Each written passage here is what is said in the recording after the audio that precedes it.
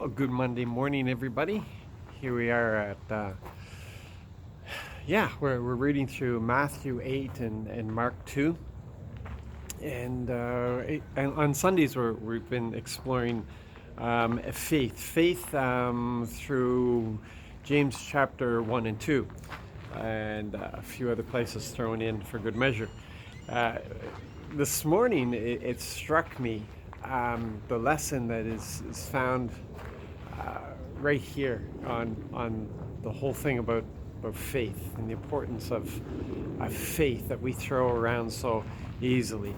You know, faith is taking what you believe and putting it into action. That's a very crude way of describing faith, but it's the essence of it.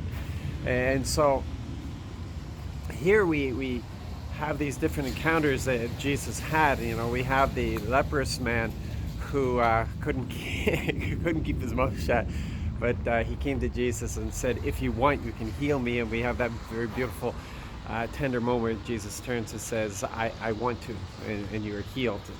And then he was supposed to be quiet, but he went out and told everybody, and the crowd started coming. We have the very moving moment of the paralytic man who was carried by his friends and lowered down, and we see here Jesus, forgives his sins, and they take. The Pharisees are upset by that, and Jesus turns around and says, to show you that I have the authority to do both. He turns around and tells the man to pick up his mat and go home.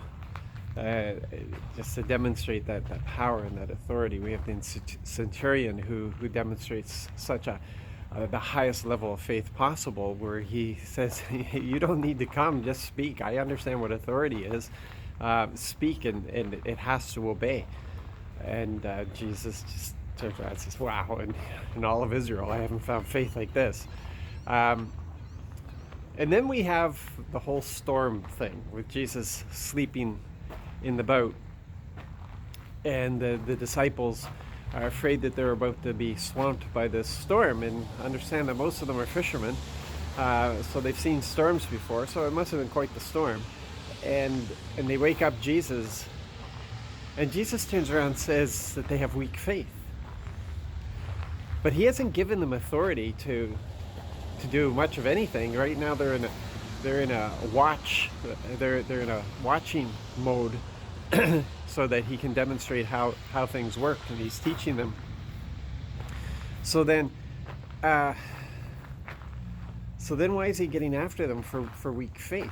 A lot of people will say that they were supposed to calm the storm, but there are storms that we're supposed to go through, and the faith is a faith of trust, and that's what he's getting after them here for, is that there's a lack of trust on their part. There's a lack of faith on their part of who Jesus is, of what they've seen him do, and they're not trusting him to protect them. They're with him.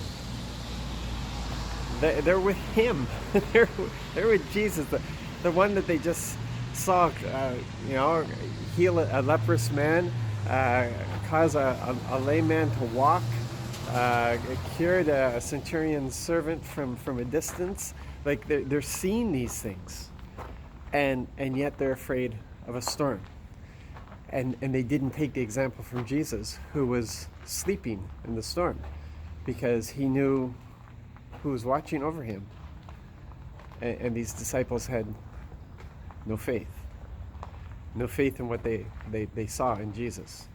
No faith yet. So he says, "You have little faith." Quite often we think that we're supposed to quiet all the storms around us. And there's definitely, if you ask the Spirit and he tells you to quiet the storm, then you need to speak to the storm and quiet it. But a lot of storms he wants us to go through, because there's lessons in the storm. But we don't have to be afraid. We have faith in the relationship.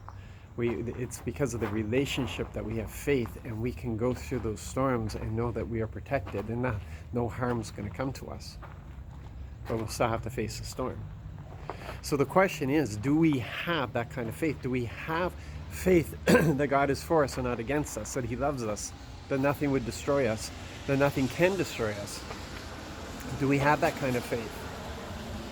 Do we actually believe those words that he loves us? Do we believe the cross? Do we believe the love that was shown us on the cross? Do we believe that if the Father gave us the best, he'll certainly give us the rest? Do we have that faith? Can we walk in that? Can we go to sleep in the storm? That's the question. Can you sleep through the storm? Those are good questions, and only you can answer that as you talk it over with the Lord. But I encourage you, this is the place where we need to get to, that no matter what, Jesus, I trust you. So you have a blessed and wonderful day, folks. Love you, and I know great things are going to happen today because he's doing stuff, isn't he? God bless.